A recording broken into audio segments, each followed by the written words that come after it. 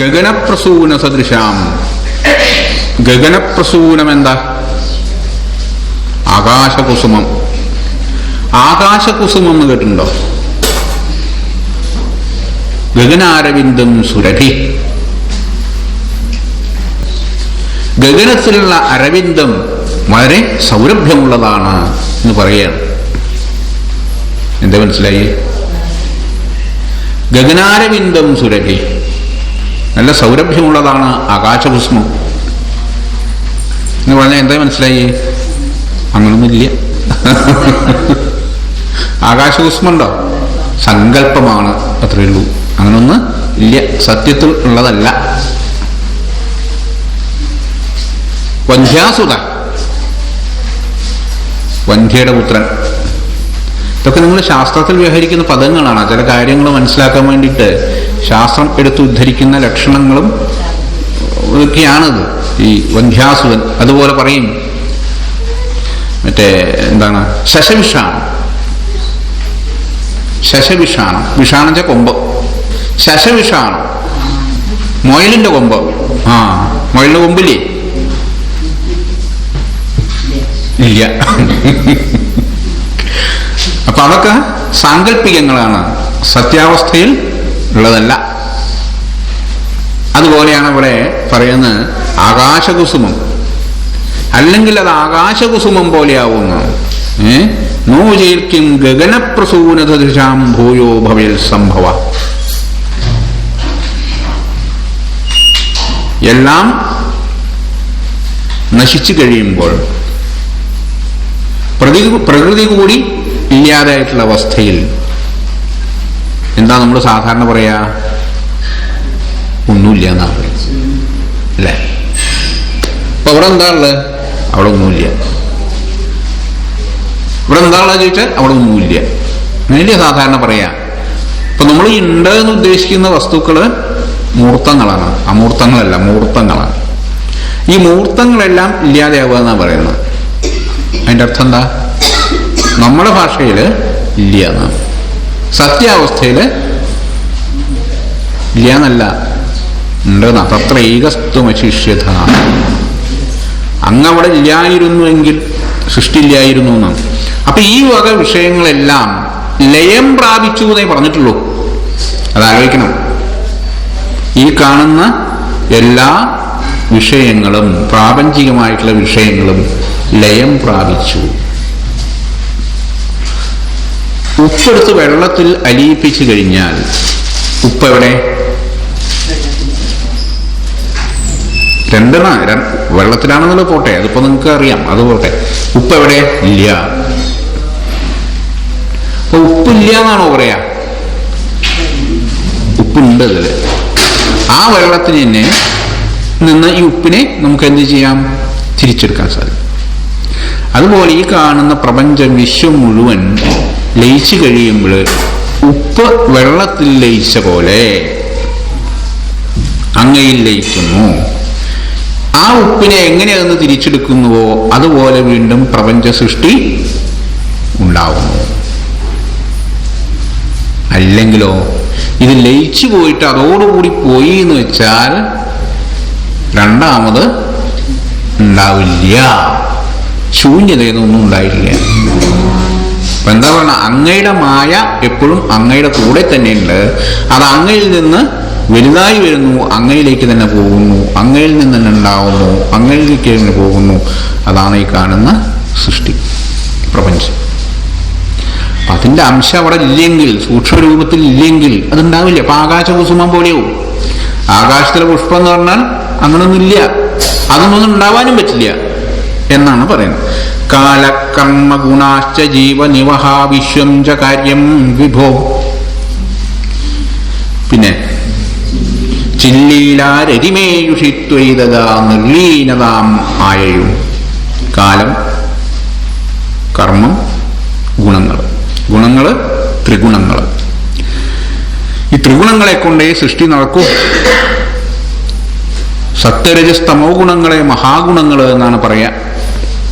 ഈ മൂന്നെണ്ണമില്ലെങ്കിൽ ഒരു സൃഷ്ടി ഉണ്ടാവില്ല. ഒരു വസ്തുവിനെ നമ്മൾ എടുത്തു കഴിഞ്ഞാൽ ഇതിന് 3 ഗുണങ്ങളുണ്ട്. എങ്ങനെയുണ്ട്?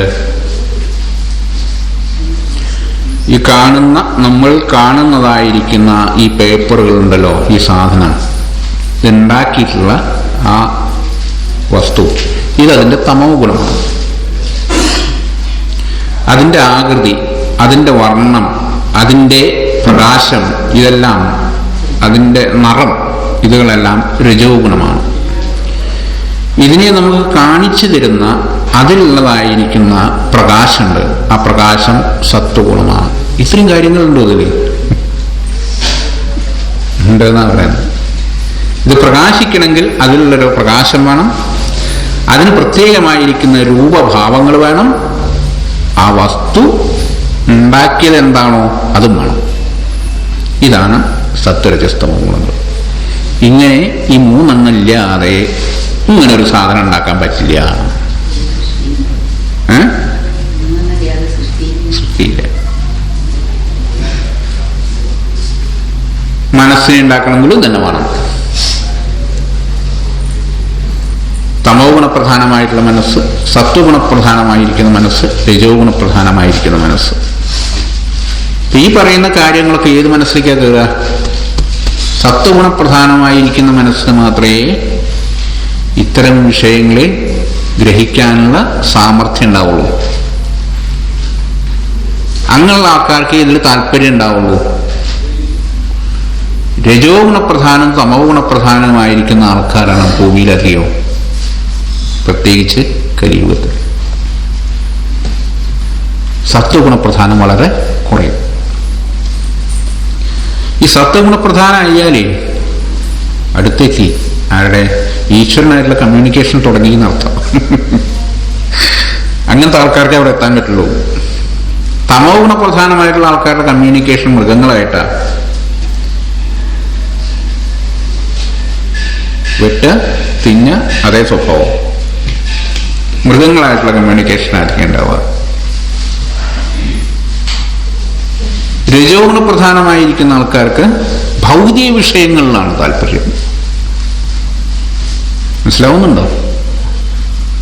ഭൗതികമായിട്ടുള്ള വിഷയങ്ങളിലാണ് താല്പര്യം. സത്വഗുണപ്രധാനനായിട്ടുള്ള ആൾക്ക് ദൈവിക വിഷയങ്ങളിലാണ് താല്പര്യം. മനസ്സിലാക്കണം വ്യത്യാസം. സത്വഗുണപ്രധാനമാവുമ്പോൾ ദൈവിക വിഷയങ്ങളിലും, രജോ ഗുണപ്രധാനമാവുമ്പോൾ ഭൗതിക വിഷയങ്ങളിലും, തമോ ഗുണപ്രധാനമാവുമ്പോൾ അതിലും താണ രീതിയിൽ മനുഷ്യ സ്വഭാവത്തിൽ നിന്ന് വിട്ട് മൃഗീയ സ്വഭാവത്തിലേക്ക്. ഇങ്ങനെയാണ് മനുഷ്യന്റെ സ്വഭാവം. ചിലർ സാത്വികന്മാരാവും, ചിലർ രാജസന്മാരാവും, താമസികന്മാരാവും. മനസ്സിലാവുന്നുണ്ടോ? എന്നാൽ ഈ ഭാവങ്ങൾ നമുക്ക് വരാറില്ലേ പലപ്പോഴും? അത് വേറെ. നമുക്ക് ചില സമയത്ത് മനസ്സ് സത്വമായിട്ടിരിക്കും, ചില സമയത്ത് രാജസമായിരിക്കും, ചില സമയത്ത് ദുഷ്ടചിന്തകൾ നല്ല ആൾക്കാരുടെ മനസ്സിലും കയറി വരാറുണ്ട്. അസൂയ ഉണ്ടാവാറുണ്ട്, ദേഷ്യം ഉണ്ടാവാറുണ്ട്. ആൾ സാത്വികനായിരിക്കും. ചില സന്ദർഭങ്ങളിൽ അങ്ങനെ വികാരത്തിന് അധീനന്മാരായിട്ട് വരാറുണ്ട്. അവിടെ രാജസ താമസ സാത്വികങ്ങളുടെ സഞ്ചാരം മനസ്സിൽ കൂടി. അനുഭവം ഉണ്ടോ? അതേ ഉള്ളൂ. അനുഭവം ഏതിൻ്റെയാ കുറവ്? സാത്വികാംശത്തിൻ്റെ തന്നെ അല്ലേ? അതാണ് നമുക്ക് വളർത്തിക്കൊണ്ടുവരേണ്ടത് എന്നാ പറയും. ആ സാത്വികം വളർത്തിക്കൊണ്ടുവരുമ്പോൾ എന്താണ് പ്രധാനമായിട്ട് നമ്മൾ കാണുന്ന ഒരു സംഭവം എന്നറിയോ? തന്നെ നമുക്ക് മനസ്സിന് ശക്തി ഇല്ലാതെയാവുക. ഈ ശക്തി ഇല്ലാതെ ആവുന്നോടത്തോളമാണ് എന്തനുഭവിക്കുന്നത്? സുഖം. ശക്തി കുറയുന്നോടത്തോളമാണ് സുഖം അനുഭവിക്കുന്നത്. ആ മനസ്സിന് ശാന്തി, സമാധാനം, ഇതെല്ലാം ഒന്ന് കിട്ടിയാൽ നമുക്ക് ഉണ്ടാകുമെന്ന് വിചാരിക്കരുത്. അത് കിട്ടിയാൽ എനിക്ക് സുഖം ഉണ്ടാവും, ഇത് കിട്ടിയാൽ കുറച്ച് ധനം കിട്ടിയാൽ സുഖം ഉണ്ടാവും, ജോലി ഉണ്ടെങ്കിൽ സുഖം ഉണ്ടാവും. ഇങ്ങനെ വിചാരിക്കുകയരുത്. സുഖം ഉണ്ടാവാനുള്ള കാരണങ്ങൾ ഇതൊന്നുമല്ല. മനസ്സിൽ സത്വഗുണം വർദ്ധിക്കുമ്പോഴാണ് സുഖം ഉണ്ടാകുക. തമോ ഗുണപ്രധാനമായിട്ടുള്ള ആൾക്ക് എന്ത് കനകാഭിഷേകം ചെയ്താലും മനസ്സ് സ്വസ്ഥമാവില്ല. മനസ്സ് സ്വസ്ഥമാവണമെങ്കിൽ സത്വാംശം വർദ്ധിക്കണം. അപ്പൊ ഇത് മൂന്നും മനുഷ്യന്റെ മനസ്സിലായാലും ശരീരത്താലായാലും മറ്റു വസ്തുക്കളിലായാലും പ്രകൃതിയിലായാലും എപ്പോഴും നമ്മൾ കാണുന്ന കാര്യങ്ങളാണ്. സത്വം, രജസ്, തമസ്. ഇത് കാണില്ല. കുറച്ച് സത്വത്തിനെങ്കിലും തരൂ, കടയിൽ പോയി വാങ്ങിക്കാൻ പറ്റുമോ? ഒരു 50 റുപ്യ സത്വഗുണം, ഒരു 100 റുപ്യക്ക് രജോ ഗുണം. ഇത് വാങ്ങിക്കാൻ പറ്റുന്ന സാധനമല്ല. ഇത് ഗുണങ്ങളാണ്, സ്വഭാവവിശേഷങ്ങളാണ്. ഇതിനെ വാങ്ങിക്കാനോ കൊടുക്കാനോ എടുക്കാനോ പറ്റുന്നതല്ല. സ്വഭാവം വാങ്ങിക്കാൻ പറ്റുമോ? കൊടുക്കാൻ പറ്റുമോ? ഇല്ല. ഗുണങ്ങളാണത്. ഈ ഗുണങ്ങളില്ലാതെ സൃഷ്ടിയില്ല.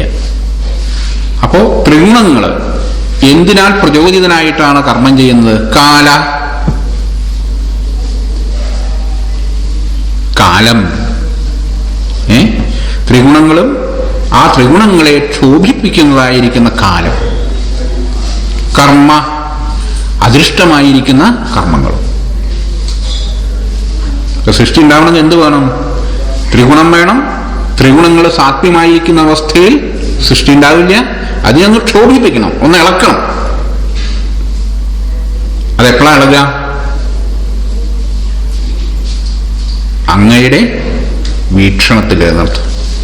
നമ്മൾ പഠിച്ചിട്ടുണ്ടല്ലോ മുമ്പേ, അല്ലേ? നിർവ്യാപാരോപി നിഷ്കാരണമജ ഭജസേ യക്രിയാം ഈക്ഷണാഖ്യാം തേനൈവോദീതി ലീനാ പ്രകൃതി. ഇപ്പൊ ഒക്കെ അറിയാം. അതൊന്ന് കണക്ട് ചെയ്യണമെന്നേ ഉള്ളൂ. ഒന്ന് നിൽക്കണ്ട, രണ്ടും കരണ്ടേ, അതൊന്ന് കൂടി കണക്ട് ചെയ്താ സംഭവം ശരി. അങ്ങയുടെ ഒരു ഈക്ഷണം കൊണ്ടാണ് എന്ത് ഈ പ്രകൃതി ക്ഷോഭിക്കുന്നത്, ത്രിഗുണങ്ങൾ പ്രവർത്തിക്കാൻ തുടങ്ങുന്നത്. അല്ലെങ്കിൽ ത്രിഗുണങ്ങൾ അവിടെ കിടക്കുക. അതിനെ നയിക്കാനൊരു അളവാണ്. രാവിലെ കുട്ടികൾ കിടന്നുറങ്ങുന്ന സമയത്ത് നമ്മൾ എണീക്കുക എന്ന് പറയുമ്പോഴല്ലേ ചാടി എണീക്കുന്നത്. അപ്പൊ ഒരു ആളുടെ ഒരു പ്രേരണ ഉണ്ടാവുന്നില്ലേ കുട്ടികൾക്ക്? അതുപോലെ ഒരു പ്രേരണ ഇല്ലെങ്കിൽ ഈ പ്രകൃതി എന്താ പറഞ്ഞത്? നിർവ്യാപരണം. അതാണ് അതിന്റെ പ്രത്യേകത. അങ്ങൊന്നും ചെയ്യുന്നൊന്നുമില്ല, അങ്ങക്ക് വ്യാപാരമില്ല. നിർവ്യാപാരാവി നിഷ്കാരണമാണ്. കാരണം അങ്ങല്ല, അജനാണ്. എന്നിട്ടോ ഒരു നോട്ടം, ആ നോട്ടത്തിൽ എനിക്ക് ഏത് മായ. അതുപോലെ കാല, കർമ്മ, ത്രിഗുണങ്ങളെ ക്ഷോഭിപ്പിക്കുന്നതായിട്ടുള്ള കാലം, അദൃഷ്ടമായിരിക്കുന്ന കർമ്മങ്ങൾ, ലീനമായിരിക്കുന്ന കർമ്മങ്ങൾ, കർമ്മവാസനകൾ. അതാണല്ലോ. അപ്പൊ നമ്മളെ കർമ്മത്തിൽ പ്രേരിപ്പിക്കുന്ന വിഷയം എന്താണ്? നമ്മുടെ കർമ്മവാസനകൾ. നമ്മൾ ചിന്തിക്കുന്നത് എന്താണ്? വാസനാബലമനുസരിച്ചാണ്. നമ്മളെല്ലാവർക്കും ഒരു വാസന കിടക്കുന്നുണ്ട്. അതെന്താണെന്ന് പറയാൻ പറ്റുമോ? മനുഷ്യവാസന, അല്ലേ? ചിന്തിക്കുന്നതും പ്രവർത്തിക്കുന്നതും ആഹരിക്കുന്നതും എല്ലാം മനുഷ്യനായിട്ടാണ്. നമ്മുടെ മനസ്സ് മനുഷ്യരൂപത്തിൽ പരിണമിച്ചു കഴിഞ്ഞു. മനുഷ്യനായിട്ടുള്ള ചിന്തകളാണ് നമുക്കുണ്ടാവുന്നത് എന്ന് പറയുന്നത്. ഒരു ആനയുടെ, ഒരു പശുവിന്റെ, ഒരു കുതിരയുടെ, ഒരു പട്ടിയുടെ മനസ്സല്ല ഉള്ളത്, മനുഷ്യന്റെയാണ്. മനുഷ്യനായിട്ട് ചിന്തിക്കുന്നു. അതെന്താ കാരണം? ആ വാസന. നമ്മൾ ഉള്ളിലുള്ളതായിരിക്കുന്ന അനവധി സംസ്കാരങ്ങളുണ്ടെങ്കിലും ആ സംസ്കാരങ്ങളെല്ലാം അതിജീവിച്ചുകൊണ്ട് വസിക്കുന്നതായ സംസ്കാരമാണ് വാസന. ഇപ്പൊ വസിക്കുന്നത് എന്താണോ അതാണ് വാസന. അനവധി ജന്മങ്ങളുടെ സംസ്കാരങ്ങളുണ്ടെങ്കിൽ കൂടി ഇപ്പോൾ വസിക്കുന്നതായിട്ടുള്ളത് എന്താണോ അതാണ് വാസന. ആ വാസന മരിക്കുന്നവരെ മാറില്ല. മനസ്സിലാവുണ്ടോ പറയുന്നത്? അവിടെ ഈ സൃഷ്ടി വികാസ ക്രമത്തിനെ പറയുന്നുണ്ട്. എങ്ങനെയാണ് സൃഷ്ടി ഉണ്ടായി വരുന്നത്? അപ്പൊ എന്താണ് സൃഷ്ടി ഉണ്ടായി വരുന്നത് എന്നുള്ളത് നമ്മുടെ ഭാഗവതത്തിലും പുരാണങ്ങളിലും എല്ലാം വേദത്തിലും എല്ലാം ഉണ്ട്. എങ്ങനെ പ്രപഞ്ച സൃഷ്ടി ഉണ്ടായി, മനുഷ്യൻ എങ്ങനെ ഉണ്ടായി. ഈ പരിണാമം ഈ ശരീരത്തിൽ നിന്ന് വേറൊന്ന് പരിണമിക്കില്ല. നമ്മളങ്ങനെ ലോകത്ത് കണ്ടിട്ടില്ല.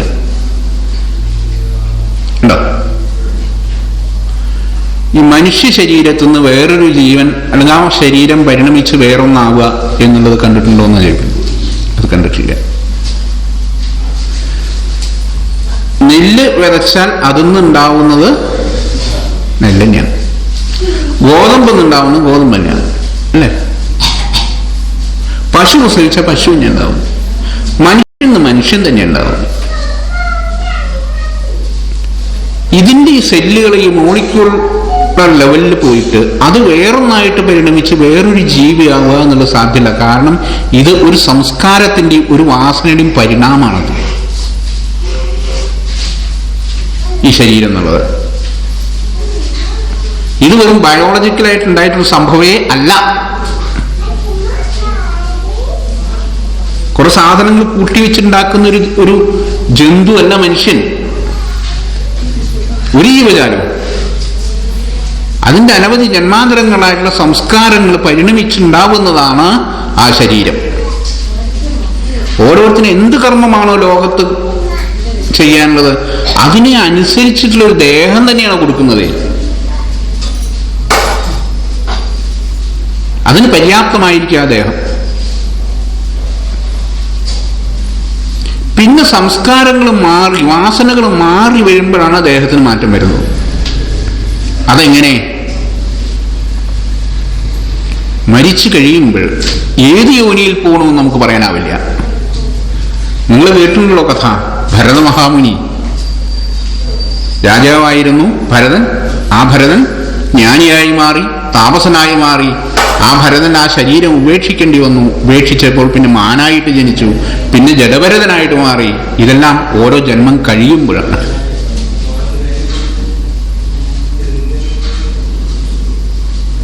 മനസ്സിലാവുന്നുണ്ടോ? അവിടെ വെച്ച് അതിന്റെ സംസ്കാരം മാറുന്നുള്ളൂ, വാസനകൾ മാറുന്നുള്ളൂ. ഈ ശരീരത്തോടുകൂടി ഞാൻ എത്ര കാലം ഇരിക്കുന്നുവോ, ഈ ശരീരത്തിൽ ഞാൻ എന്തൊക്കെ സ്വീകരിച്ചുവോ അത് മുഴുവൻ ഇവിടെ ഇട്ടതിന് ശേഷമേ വേറൊന്നിനെ കുറിച്ച് ചിന്തിക്കുള്ളൂ. ഇവിടെ നിന്ന് സ്വീകരിച്ചതൊന്നും ഇവിടുന്ന് കൊണ്ടുപോകില്ല. ഈ ആത്മാവ് വരുമ്പോൾ ഇവിടെ വന്ന് സ്വീകരിച്ചതാണ് ഈ ശരീരം. അമ്മയുടെ ഗർഭത്തിൽ വന്ന് പതിച്ചു കിട്ടുന്നതാണ് ഈ ശരീരം. ഇതിനെ കൊണ്ട് വേറെ ദിക്കിലേക്ക് പോകാൻ പറ്റില്ല. ഇവിടുന്ന് എന്തൊക്കെ കിട്ടിയോ അതൊക്കെ ഇവിടെ തന്നെ ഉപേക്ഷിക്കുക, എന്നിട്ട് പോവാണ്. ആ പോയി കഴിഞ്ഞാൽ വേറൊന്നിനെ സ്വീകരിക്കുകയാണ്. അവിടെയാണ് ഈ പറയുന്ന വിവിധ യോനികളിൽ കൂടെ കടന്നു വന്നിട്ടുള്ളതാണ് ഈ മനുഷ്യജന്മം. എന്തൊക്കെയായിട്ട് ജനിച്ചു, എന്തൊക്കെയായിട്ട് മരിച്ചു നമുക്ക് അറിയില്ല. ഇത് വേറൊന്നാവില്ല എന്നർത്ഥം. ഈ കുരങ്ങനും മനുഷ്യനൊക്കെ സൃഷ്ടി മുതൽക്കേ പറയുന്ന ജീവിക വേറെ വേറെ, എന്താ ഒന്ന് മറ്റേതായി മാറിയതല്ല. അങ്ങനെ ഒന്നാണെങ്കിൽ ഈ ശാസ്ത്ര സിദ്ധാന്തങ്ങൾ മുഴുവൻ തെറ്റി. കാരണം എന്താണോ അതിനനുസരിച്ചുള്ള കാര്യം ഉണ്ടാവുള്ളൂ. ആ കാര്യം ആ കാര്യത്തോടു കൂടി നശിക്കുന്നു. കാലകർമ്മ ഗുണാശ്ച. അപ്പൊ ഈ ത്രിഗുണങ്ങള് കാലത്താൽ ക്ഷോഭിക്കപ്പെട്ട് അദൃഷ്ടമായിരിക്കുന്ന കർമ്മങ്ങളെ, കർമ്മവാസനകളെ കൊണ്ട് എന്താവുന്നു? ജീവനിവഹ. അതുപോലെ തന്നെ ജീവനിവഹ, ഈ കാണുന്ന ജീവസമൂഹവും വിശ്വം ച കാര്യം, കാര്യമായിരിക്കുന്ന കാണപ്പെടുന്നതായിരിക്കുന്ന ഈ വിശ്വവും ചില്ലീലാരതിമേയുഷിത്വൈ തഥാ നിർലീനതാം ആയു. ത്രിഗുണങ്ങള്, കർമ്മം, കാലം, ജീവരാശി, കാര്യമായിരിക്കുന്ന യാതൊരു പദാർത്ഥങ്ങളുണ്ട് ലോകത്ത്, അത് മുഴുവനും ത്വയി നിർലീനതാം ആയു, അങ്ങയിൽ ലയിക്കുന്നു. എപ്പോ? ചില്ലീലാരതിമേയുഷി, അങ്ങ് സ്വസ്വരൂപത്തിൽ ലയം പ്രാപിക്കുമ്പോൾ, അതായത് അങ്ങ് ഉള്ളിലേക്ക് വലിയുമ്പോൾ ഈ കാണുന്ന പ്രപഞ്ചം മുഴുവൻ അങ്ങയുടെ ഉള്ളിലേക്ക് വലിയുന്നു. അങ്ങ് ഉണർന്നിരിക്കുമ്പോൾ ഈ കാണുന്ന പ്രപഞ്ചം മുഴുവൻ അങ്ങയിൽ നിന്ന് ഉദിക്കുന്നു. നമ്മളെ സംബന്ധിച്ച് അതെ, നമ്മൾ ജാഗ്രാവസ്ഥയിൽ ഉണർന്നിരിക്കുമ്പോൾ ഈ കാണുന്ന പ്രപഞ്ചം മുഴുവൻ നമുക്ക് വ്യക്തമാകുന്നു. നമ്മൾ ഉറങ്ങുന്ന സമയത്തോ ഈ കാണുന്ന പ്രപഞ്ചമൊന്നും നമ്മളെ ബാധിക്കുന്നില്ല.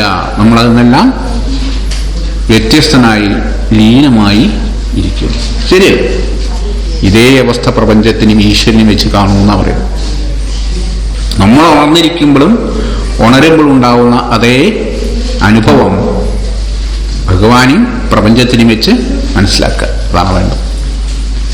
തേഷാം നൈവ വദന്ത്യസത്വമൈഭോ ശക്ത്യാത്മനാധിഷ്ഠതാം മോശൽക്കിം ഗഗനപ്രസൂന സദൃശാം ഭൂയോ ഭവിൽ സംഭവ. എന്നാലും ഈ ലയം പ്രാപിച്ച വസ്തുക്കളെല്ലാം എങ്ങനെ സ്ഥിതി ചെയ്യുന്നു? ശക്ത്യാത്മനാധിഷ്ഠതാം, ശക്തിയായിട്ട് അവശേഷിക്കുന്നുണ്ട്. ലീനമാണെങ്കിലും ശക്തിയായിട്ട് അങ്ങയിൽ തന്നെ അവശേഷിക്കുന്നുണ്ട്. അങ്ങയുടെ ശക്തിയാണ്. ശിവശക്തിയ, ശിവനും ശക്തിയും ചേർന്നിരിക്കുന്നതാണ്. അതുപോലെ അങ്ങയിൽ ചേർന്നിരിക്കുന്നു ഈ കാണുന്ന മായ അഥവാ ശക്തി. അത് അങ്ങയുടെ ശക്തിയാണ്. ആ ശക്തി സ്വയം അതിൽ നിന്ന് പ്രവർത്തിക്കുകയാണ്. എങ്ങനെ? അങ്ങയുടെ ഒരു ഈക്ഷണം കൊണ്ട്. അപ്പൊ പ്രേരിപ്പിക്കുന്നത് അങ്ങാണെങ്കിലും അങ്ങല്ല പ്രവൃത്തി ചെയ്യുന്നത്, അത് സ്വയം പ്രവർത്തിക്കുകയാണ്. സ്വയം പ്രവർത്തിക്കാനുള്ള പ്രേരണ മാത്രമാണ് അങ്ങ് കൊടുക്കുന്നത്. മനസ്സിലാവുന്നുണ്ടോ? തേഷാം നൈവ വദന്ത്യസത്വമൈഭോ ശക്ത്യാത്മനാധിഷ്ഠതാം. അങ്ങനെയല്ലായിരുന്നുവെങ്കിൽ പറഞ്ഞ ആകാശകുസുമം പോലെയാവുന്നു. ഇല്ലാത്തതിൽ നിന്ന് ഉണ്ടാവില്ല. അത് വെറും സങ്കല്പം മാത്രമാവും പ്രപഞ്ചം. അതിന്റെ കാരണം അവിടെ ഇരിക്കുന്നുണ്ട്. അതുകൊണ്ടാണ് ഈ കാര്യമായിട്ടുള്ള പ്രപഞ്ചം ഉണ്ടാവുന്നത്. ആ കാരണം ശക്തിയായിട്ട് അവശേഷിക്കുകയാണ്. അങ്ങല്ല കാരണം. നിർവ്യാപാവരോപി നിഷ്കാരണമജ. അങ്ങ് നിഷ്കാരണമാണ്, അങ്ങല്ല കാരണം. അങ്ങയുടെ ഈക്ഷണമാണ് കാരണം. അതെ, ആ ഈക്ഷണം കൊണ്ട് അത് സ്വയം പ്രകാശിക്കുന്നതാണ്. അതിലേക്ക് തന്നെ തിരിച്ചു പോകുന്നു, അതിൽ നിന്ന് വരുന്നു. അങ്ങ് ഉണർന്നിരിക്കുമ്പോൾ അത് തിരിച്ചു വരുന്നു. അങ്ങ് ഉള്ളിലേക്ക് വലിയുമ്പോൾ അത് അതിൽ വിലയം പ്രാപിക്കുന്നു. വളരെ മനസ്സിലാക്കാൻ ബുദ്ധിമുട്ടുള്ളൊരു വിഷയമാണ്. പ്രപഞ്ച സൃഷ്ടി വിവരിക്കുന്നതാണ്. ഇതെല്ലാം വലിയ ശാസ്ത്രകാരന്മാർ കൈകാര്യം ചെയ്യുന്ന വിഷയങ്ങൾ ചുരുക്കി എത്ര ചുരുക്കി ആണ് നാരായണ ഭട്ടൻ ഒരു ശ്ലോകം കൊണ്ടും 2 ശ്ലോകം കൊണ്ടും പറയുന്നത്. എന്തോ ഇത് പറഞ്ഞ ഒന്നും മുഴുവൻ ഇരുന്ന് പറയാമാണെങ്കിൽ ഈ സൃഷ്ടി വികാസക്രമത്തിനെ പറ്റി പറയുകയാണെങ്കിൽ എത്ര വേണമെന്ന് പറയാം, അവസാനിക്കില്ല. അത്രയും പറയാനുണ്ട് അതിൽ കാര്യങ്ങൾ.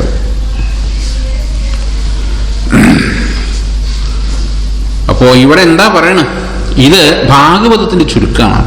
അത് ആദ്യം മനസ്സിലാക്കുക. ഭാഗവതത്തിന്റെ ചുരുക്കം. ഭാഗവതം പുരാണമാണ്. പുരാണങ്ങളിൽ പ്രധാനം ഭക്തിക്കാണ്. ഭക്തി വേണമെങ്കിൽ എന്ത് വേണം? ഉപാസിക്കാൻ സഗുണം വേണം. സഗുണമാകുമ്പോ എന്തുണ്ട്? 2 ഉണ്ട് എന്നർത്ഥം, ഒന്നല്ല. 2 ഇവിടെ പറഞ്ഞ. അങ്ങുണ്ട്, അങ്ങയുടെ ശക്തിയുമുണ്ട്. കണ്ടോ? അപ്പൊ എപ്പോഴും ഈ പുരാണങ്ങള് എന്റെ ഭാഷയിൽ പറയുകയാണെങ്കിൽ സാഖ്യതത്വത്തിന്റെ അടിസ്ഥാനത്തിലാണ്. ആ സാഖ്യത്തിന് അദ്വൈതമാവുമ്പോഴാണ് നമ്മൾ കാണുന്ന എന്ത്? ബ്രഹ്മം. ഇത് സാഖ്യമാണ്. എല്ലാ പുരാണങ്ങളും സാഖ്യമാണ്. നമുക്ക് ഉപാസിക്കാൻ മൂർത്തി വേണം. മൂർത്തി എങ്ങനെയാണ്? സഗുണമാണ്. സഗുണമാകുമ്പോൾ 2 ഉണ്ടായില്ല. ഭഗവാനുണ്ട്, എല്ലാ അതിൻ്റെ ഗുണങ്ങളുണ്ട്. ഈ ഗുണവും വസ്തുവും കൂടി ഇരിക്കുമ്പോൾ 2 2ആയിരിക്കുമ്പോഴാണ് നമ്മൾ പറയുന്നത് ഏത്? ദ്വൈതം. ഗുണവും വസ്തുവും കൂടി ഇതാണ്. അപ്പൊ ഗുണവും വസ്തുവും കൂടി ഒന്നിച്ചിരിക്കുന്നുണ്ടെന്ന് പറയുന്നത്. അത് ലയം പ്രാപിക്കുന്നു, അത് തന്നെ ഉണ്ടാവും. ലയം പ്രാപിക്കുമ്പോഴും അതെന്താണ്? ദ്വൈതമാണെന്നാണ് പറയുന്നത്. അല്ലെങ്കിൽ സൃഷ്ടി ഉണ്ടാവില്ല. ഇതിങ്ങനെ ഏത് കാലത്തും ഈ 2 ശാസ്ത്രങ്ങൾ 2ആയി കിടക്കുക. ഈ സാഖ്യശാസ്ത്രവും വേദാന്തവും. വേദാന്ത അദ്വൈതം പറയും, സാഖ്യശാസ്ത്രം ദ്വൈതം പറയും. ഇത് 2ഉം ശരിയാണ്. പ്രതിപട ദ്വൈതമാണ് പറയുന്നത്. ദ്വൈതം അല്ലെങ്കിൽ സൃഷ്ടി ഉണ്ടാവില്ല. ഒന്നുകൂടി കടന്നു പറയുമ്പോൾ അദ്വൈത പറയാം. എന്താണ്? ആ ശക്തി എവിടെ? മാറുന്നതല്ലോ സത്യം. അങ്ങില്ലെങ്കിൽ എവിടെ ആ ശക്തി? അങ്ങയുടെ ശക്തിയല്ലത്. അപ്പൊ അങ്ങ് മാത്രമല്ലേ ഉള്ളൂ. ഇതാണ് എന്റെ കളികളെ. അത്രയ്ക്കൊന്നും നമുക്ക് പോണ്ട. അത്രയ്ക്കൊക്കെ പോയി കഴിഞ്ഞാൽ നിങ്ങൾ വിഷമത്തിലാവും, ഞാനും വിഷമത്തിലാവും. അപ്പോ വീണ്ടും ഉണ്ടാവണമെന്ന് വെച്ചാൽ അതിന്റെ സൂക്ഷ്മാംശം അവിടെ ഉണ്ടാവണം. അല്ലെങ്കിൽ അതൊന്ന് വീണ്ടും ഉണ്ടാവില്ല. ഉണ്ടായി വീണ്ടും അതിലേക്കുന്നു, അതിൽ നിന്നുണ്ടാവണു, അതിലേക്കുന്നു. അങ്ങോ ഇതല്ലാത്ത സത്യമാണ്. ഈ ഉണ്ടാവലും ഉണ്ടാവാതിരിക്കലും അതിൽ നിന്ന് അന്യത്തായിരിക്കുന്ന സത്യമാണ് ആര്? ഭഗവാൻ.